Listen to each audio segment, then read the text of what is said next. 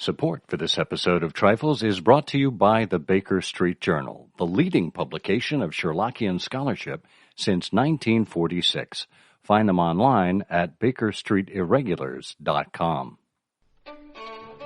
Welcome to Trifles, a weekly podcast about the Sherlock Holmes stories. It is, of course, a trifle, but there is nothing so important as trifles. Yes, the band was speckled and there were 6 Napoleons, but there are so many other details to pick apart in the stories. Pray, be precise as to details. You know the plots, but what about the minutiae? Have you ever stopped to wonder about why Dr. Watson was called James by his wife? Or of Sherlock Holmes's dining habits? Or what happened when he let a criminal escape? You are very inquisitive, Mr. Holmes. It is my business to know what other people don't know. Scott Monty and Bert Wolder will have the answers to these questions and more in Trifles. The game's afoot.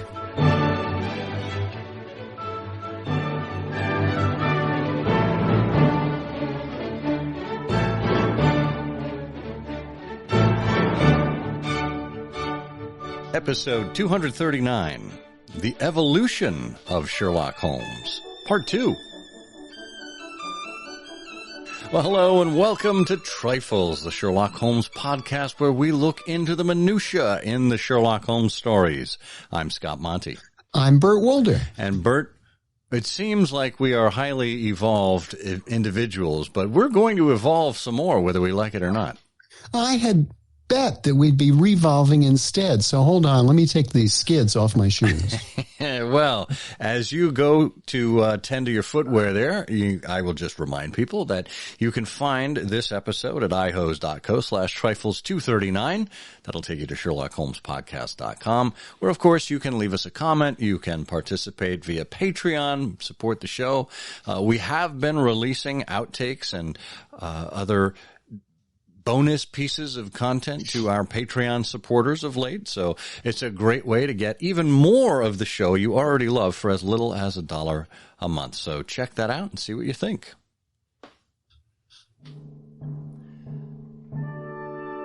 Well, if you recall, here on episode 237, we talked about the evolution of Sherlock Holmes. We looked at Holmes and his personality over the course of 4 decades of his career.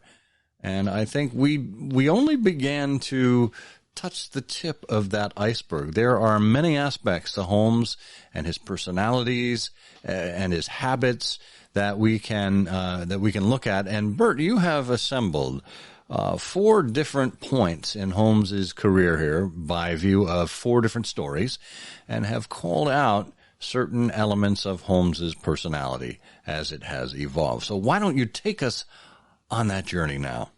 It's a great journey. Thank you. I'd love to kick that off. You know, it's a bit like looking at photographs of yourself when you're in your 20s and your 30s and your 40s and your 50s, some of us anyway, and stopping to consider, how you have changed as a person. So we're dipping our ladle into the stream of the Sherlockian canon, starting with the Musgrave Ritual in 1879. And for those of you who are looking ahead, we're going to be dipping into 4 stories: the Musgrave Ritual from 1879, the Copper Beeches from 1889, Charles Augustus Milverton from 1899, and the Lion's Mane from 1909. So these are at 10-year intervals. Musgrave Ritual starts with a lot of information about Sherlock Holmes' habits. Watson tells us, I'm not the most tidy person in the world, but when I have to share rooms with someone who keeps cigars in a coal scuttle, tobacco in a Persian slipper, jackknife full of correspondence unanswered on the mantelpiece, and so on. Someone who's got this horror of destroying documents, and his lethargy, his reliance on his violin and books. Well, you get this picture of Sherlock Holmes. Now, again, the case of the Musgrave Ritual is not in Watson's time. It's a reminiscence of Sherlock Holmes, but it's a useful picture to take of Sherlock Holmes because Holmes seems very much at this point like a manic depressive. And then, we're not going to get into this, but then early in the Musgrave Ritual, you've got all these apocryphal cases.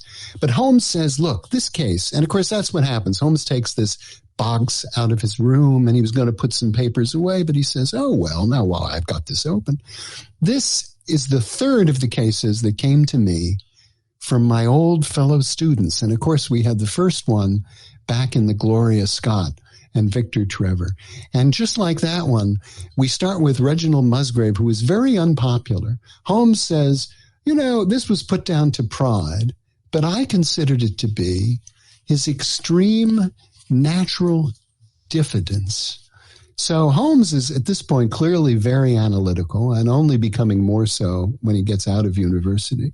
He says that about Musgrave, he says, once or twice we drifted into talk, and you can imagine my eagerness, the very chance for which I had been panting after all these months of inaction. In my utmost heart, my inmost heart, I believed I could succeed.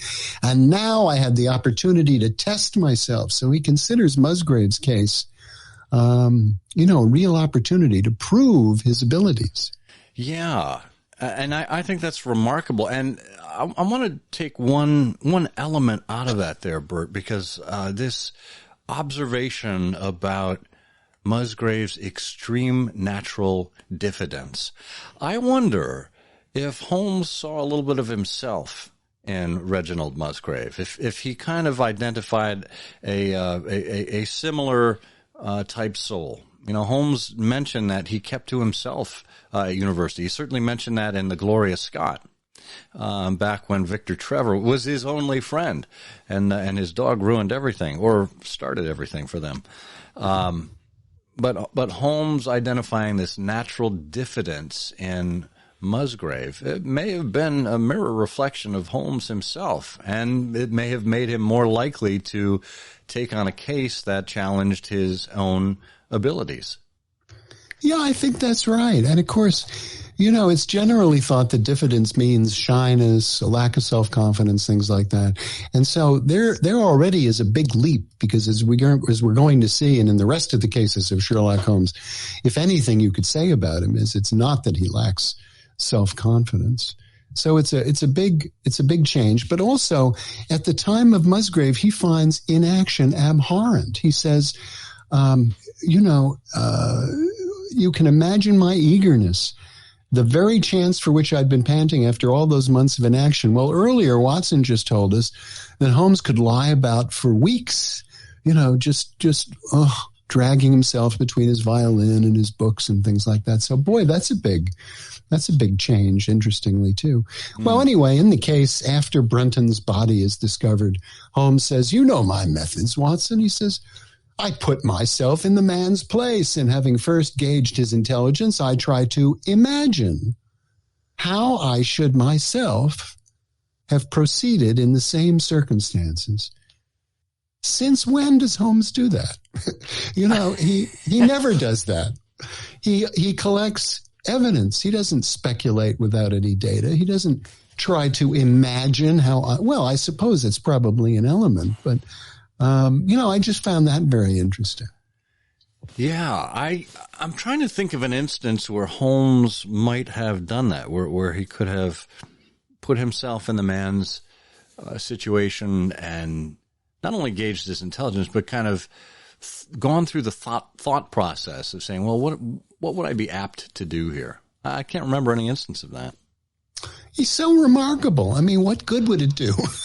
Well, right. If you're completely insightful, highly observant, and you say to yourself, what would I do? Well, anyway, and that's that. Now we're at the end of the Musgrave ritual, really. And of the woman, Holmes says, nothing was ever learned.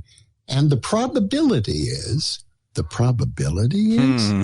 it's like Holmes saying, well, it's kind of likely that she got away out of England and carried herself and the memory of her crime to some land beyond the seas, full stop, period, the end. And, so this, at least in this point of time, he wasn't, terribly, of course, but Brunton had was clearly not an admirable creature. And so in terms of instilling a desire for justice on his behalf, that was clearly not going to happen, but still. Yeah. Well, that's a great view of the Musgrave ritual. So let's jump 10 years, and we should know, which chronology are we using to ascertain these dates of 79, 89, 99, and 09? Well, it's a great point because Les Klinger and Andy Peck have relatively recently, sort of reconsolidated, resynthesized a biography, a chronology. But for the purpose of this discussion, I always keep going back to the Baring-Gould chronology. So this is, I think, completely the original Baring-Gould chronology. Okay, great. So take us up to the Copper Beeches in 1889. It's a case that begins with some dialogue from Sherlock Holmes, who says, to a man who loves art for its own sake, it's frequently the least important and lowliest manifestations that the keenest pleasure is to be felt. So Holmes is now much more refined. And 10 years on, he goes on to say that Watson has not focused on the many causes célèbres and sensational trials in which he is figured. So this is by far someone who's lacking self-confidence. In fact, he's, by his own description here, he's been a front-page figure, not unoccasionally. But Watson instead has focused on trivial incidents which give room for Holmes' unique faculties of deduction and so on. And they go on to have a literary critique about Watson putting color and life into his statements. So Holmes is remarkably thoughtful. And when Violet Hunter enters, Watson tells us Holmes was immediately favorably impressed by her manner and speech, the brisk manner of a woman who has had her own way to make in the world. And that's such an interesting construction. It's not the manner of a woman who has made her own way in the world. It's the manner of a woman who has had her own way to make in the world. There's a connotation there of adversity overcome by Violet Hunter. And then, of course, after we hear all the case, Holmes says, I confess that it is not the situation which I should like to see a sister of mine apply for. And then, now bear in mind, now Violet Hunter's in the sitting room in Baker Street for what, half an hour? And then he says, anytime, day or night, a telegram would bring me down to your help. So it's kind of amazing that here's Holmes having an instant family feeling for someone he's only met minutes ago. And then in the days ahead, the case remains on his mind, data, data, data. And then he keeps muttering. Watson tells us no sister of his should ever have accepted such a sister. Oh. We barely, I don't know, at this point in the chronology, we even know about Mycroft. I mean, is this before or after I think Greek interpreter? I think it's after a Greek interpreter. Yeah, but in any case, Enola Holmes has certainly never emerged, and it's a rather remarkable thing. Then, of course, as they're off to the Copper Beeches, Holmes, again has this sort of remarkable dialogue. Yeah, this is when they're on the train, and Watson is admiring the scenery. Right? And Holmes says, "Oh, you're looking at these scattered houses out here, and you're impressed by their beauty. I look at them, and the only thought that comes to me is a feeling of their isolation." And he says, "The impunity with which crime may be committed there." That's kind of a dark turn for someone. But again, this is the mind that Sherlock Holmes brings to his view of the world. And he goes on. He says, the scream of a tortured child, the thought of a drunkard's blow, houses filled with poor ignorant folk who know little of the law, the deeds of hellish cruelty, the hidden wickedness which may go on year in, year out. I mean, that's a lot, but it's part of the isolation of country life. It's not like living together in tenements or in crowded city situations. So it's just a dark yet realistic view of what the world is like. Yeah, but it's just so remarkably negative. It's like coming across, it's like being with a person when you're out on a walk and there's a nail somewhere in the road and the person says, a scratch from a thing like that could kill you. Yeah. And then after Holmes has explained everything, he says the most serious point in this case is the disposition of the child. He says, because I have frequently gained my first real insight into the character of parents by studying their children. Really? Where? Where is he ever? I mean, we've never, it's like the previous observation that, my methods, I put myself into the place of the person and then I try to imagine.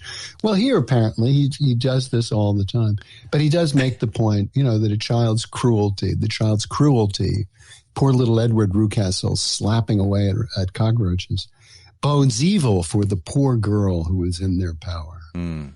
And that very similar to how Holmes thought of dogs later on. He deduced what was going on in households based on the disposition of the dog. So dogs and children for Holmes are, again, tools for him to make some of his deductions. Well, why don't we take a quick break here and we will return with the next 2 decades of the evolution of Sherlock Holmes. Hey, here's a quick question. Did you get a copy of the Baker Street Journal Christmas Annual for 2020? Titled The Unique Hamlet, it was edited by Richard Sveum, and it concerned Vincent Starrett's classic pastiche. Many people are asking about this, and the reviews are spectacular. The only thing is, you can't get a copy. Why? Well, the only way you can get a copy of the Baker Street Journal Christmas Annual every year is if you have an annual subscription. It's now 2021. Isn't it time that you took out a subscription to the Baker Street Journal? Not only will you get the 4 issues that arrive in the spring, summer, autumn, and winter, but you'll get that 5th Christmas annual issue as well. It's the only way to get that particular issue with one single topic, edited by some of the best Sherlockians in the world. Don't miss your opportunity to get a copy of the 2021 Christmas Annual from the Baker Street Journal at BakerStreetIrregulars.com today. Hey, and we should remind you, if you are not already an active listener to I Hear of Sherlock Everywhere, our twice-a-month podcast where we interview interesting Sherlockians, you'll want to tune in because episode 221 is coming up on July 30th. Episode 221 demands a special guest, and a special guest it shall have. Who will it be? Well, you'll have to subscribe to I Hear of Sherlock Everywhere to find out. Now, back to our show. Yes, and we're up to 1899 in the case of Charles Augustus Milverton. And again, this is a case where we hear from Holmes, just about at the outset. He says, "Do you feel a creeping, shrinking sensation, Watson, when you stand before the serpents in the zoo and see the slithery, gliding, venomous creatures with their deadly eyes and wicked, flattened faces?" Now, this is a 6 adjective sentence from Sherlock Holmes. There's, or more, creeping, shrinking, slithery, gliding. He's clearly repulsed by Milverton. And then he goes on to describe Milverton's practice, which is reprehensible. And Watson, at the end of all of this, shrinking, creeping, slithery, gliding, venomous. Watson, of course, sums it up by saying, "I've seldom heard my friend speak with such intensity of feeling." I'm surprised Watson didn't say, "So you don't like this man, Holmes?" Well, Milverton is, of course, referred to Holmes as the worst man in London, and that is pretty high criminal praise for Sherlock Holmes. Yeah. Well, and then on in the case, Holmes becomes engaged to Milverton's housemaid. And Watson says, "But the girl, Holmes." And of course, there's a hated rival who Holmes says will quickly displace him. But still, her feelings don't seem to matter very much to Sherlock Holmes. And then they have this large discussion about whether or not there's a moral justification for burglaring. And happily, they come to the conclusion there is, and that makes it okay. And then, after Watson agrees to join him, Holmes says, "I don't mind confessing to you that I've always had the idea I would have made a highly efficient criminal." And this is a good point to remember episode 224 of Trifles, where we talked about the crimes of Sherlock Holmes, including this. It seems interesting, does it not, though, that he has such disdain for the criminals. Certainly a decade ago with Rewcastle, and again now with Milverton, the utmost disrespect for him, and yet Holmes is actually dabbling in that himself. I suppose when someone is that nefarious and is committing crimes with impunity, Holmes really feels that it is completely justified to take on a little bit of illegal action in the spirit of moving away from a criminal of that nature. Absolutely. And then in our survey, we get to the Lion's Mane in 1909, and Holmes is in Sussex. And of course, this is one of the few cases that we have in Holmes' own voice. He says, "My house is lonely. There is an admirable beach." And then he tells us about Stackhurst, who runs a coaching establishment. Now, interestingly enough, Professor Moriarty was an army coach. But we don't remember that at this point. And some score of young fellows, Holmes says, are busy there preparing for various professions. So in this secluded part of Sussex by the coast, there's apparently this basically university-like environment going on. Anyway, Holmes tells us something about Stackhurst. He says Stackhurst was a well-known rowing blue in his day and an excellent all-around scholar. Now, this is the Sherlock Holmes who apparently had no idea of what a three-quarter was when rugby came along, but Stackhurst was a well-known rowing blue, so clearly rowing means something to Sherlock Holmes. And then, remarkably, Holmes says, Stackhurst and I were always friendly from the day I came to the coast, and he was the one man who was on such terms with me that we could drop in on each other in the evenings without an invitation. Notice he didn't say who could drop in on me, who said we could drop in on each other. So Sherlock Holmes is apparently saying to himself, 4 or 5 o'clock, 6 o'clock, a little glass of sherry, I think I'll wander over to Stackhurst's, see what's going on in the coaching establishment. I never picked up on that before, and that's fascinating because this is retirement Holmes. This is Holmes that doesn't have to focus solely on crimes anymore. And when you think about Stackhurst as someone with such a breadth of experience, not only physical but mental as well, preparing young men for various professions, right? He was a coach or a tutor in a variety of subjects. I'm sure Holmes probably respected that kind of polyglot and felt like he could talk about virtually anything, whether it was London or current events or maybe crime or beekeeping or the flora and fauna around the beach. Who knows where Holmes and his retirement mind may have taken conversations. Yeah, fascinating, isn't it? And then on the day of the murder, the day of the death, really, it's not really a murder, Holmes remarks, again, this is the Holmes that told us a few moments ago about the admirable beach and the lonely house. All nature, he says, was newly washed and freshed. This is and it was impossible to work on so delightful a day. This is the Holmes of what a lovely thing a rose is. Right. And then he meets Stackhurst and he finds the body. And then he sees Maud Bellamy. Maud. This I think is the only woman who would have competed for Irene Adler's affections in Holmes's mind. He says she would have graced any assembly in the world. Who could have imagined that so rare a flower, again flowers, would grow from such a root? Women have seldom been an attraction for me, for my brain has always governed my heart, but I could not look upon her perfect clear-cut face with all the soft freshness of the downlands and her delicate color, without realizing that no young man would cross her path unscathed. No young man, of course, not like me. No, not me. But then he goes on and says, Maud Bellamy will always remain in my memory as a most complete. Now, this is a woman who just sort of strolled into the room. He's never seen her before, just seen her name. Maud Bellamy will always, what an impression she makes. Maud Bellamy will always remain in my memory as a most complete and remarkable woman. And then he says, it seems that she already knew me by sight. Now, of course, I'm putting my own intonation into that, for she turned to me at the end, but he's clearly pleased, of course, in some fashion to note that she knows him.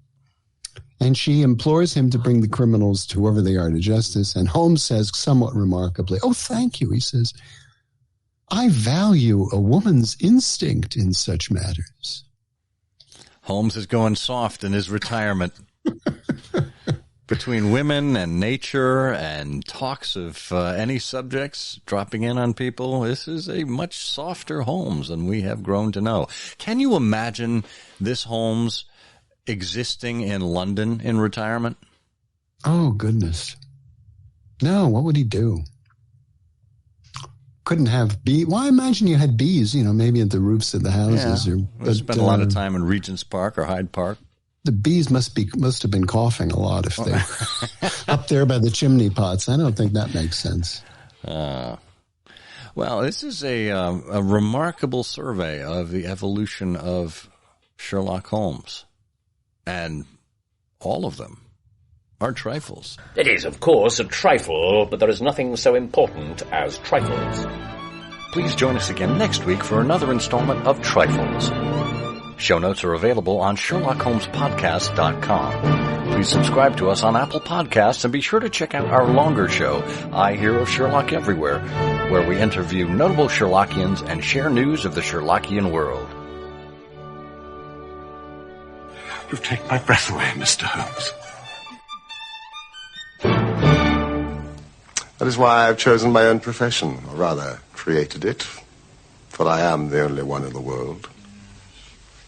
The only unofficial detective. The only unofficial consulting detective.